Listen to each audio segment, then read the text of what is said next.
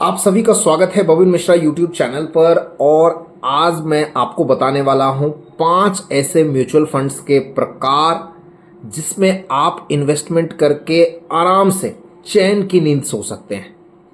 जी हाँ, और ना सिर्फ म्यूचुअल फंड्स के प्रकार मैं आपको बताने वाला हूं, बल्कि मैं आपको बताने वाला हूं दो दो फंड्स के नाम जिसको आप अपने वॉच लिस्ट में शामिल कर सकते हैं और उसको रिसर्च करके आप उन फंड्स में निवेश भी कर सकते हैं।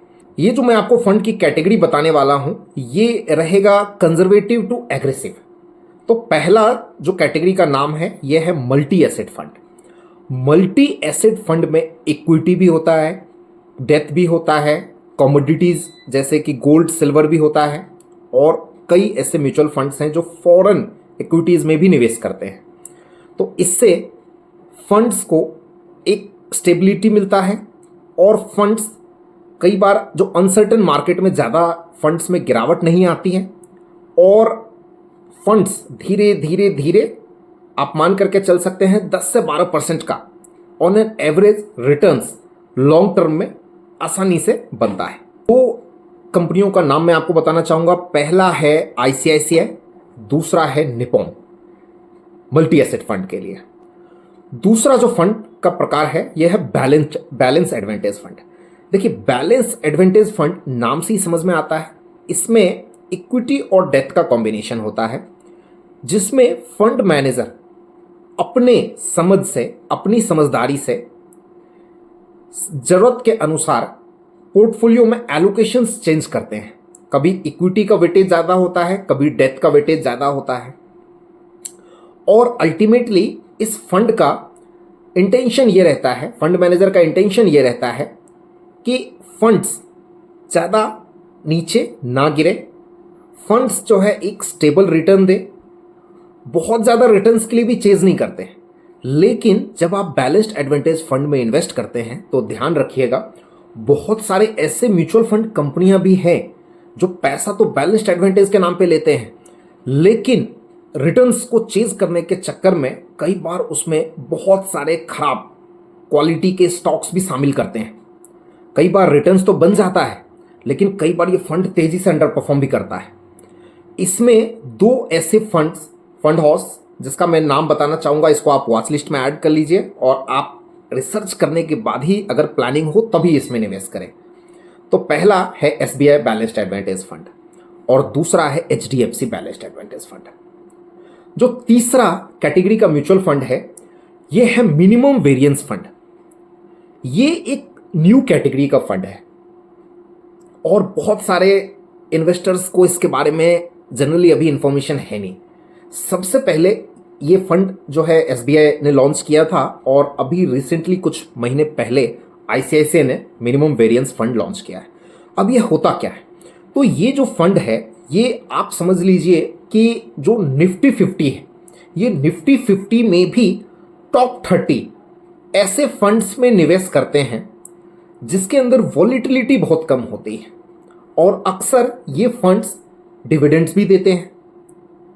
तो फंड मैनेजर का जो इंटेंशन होता है कि लॉन्ग टर्म में वेल्थ एक्यूमुलेट करना कम रिस्क लेकर के, लेकिन इसमें ध्यान यह रखिएगा कि इसमें पूरा का पूरा पैसा इक्विटी में इन्वेस्ट किया जाता है। 15-20% का जो फ्लेक्सिबिलिटी रहता है फंड मैनेजर के हाथ में वो रहेगा, लेकिन पैसा जो है प्योर इक्विटी में लगेगा।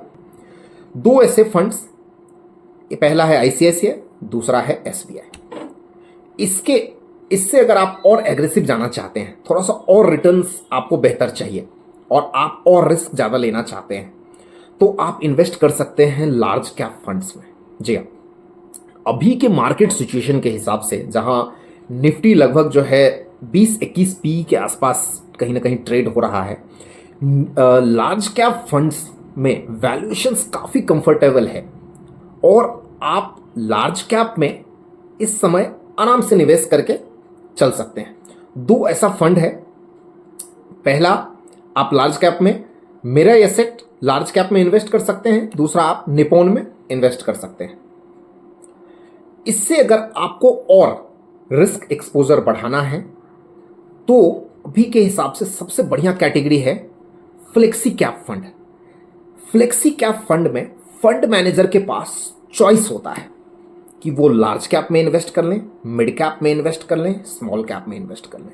लेकिन आपको यहां पे भी रखना है ध्यान कि फंड मैनेजर का जो व्यू है वो किस समय क्या है। जैसे कुछ फ्लेक्सी कैप में फंड मैनेजर अनाप शनाप रिटर्न चेज करने की कोशिश करते हैं और अधिकांश जो पोर्शन है वो स्मॉल कैप मिड कैप में लगा के रखते हैं।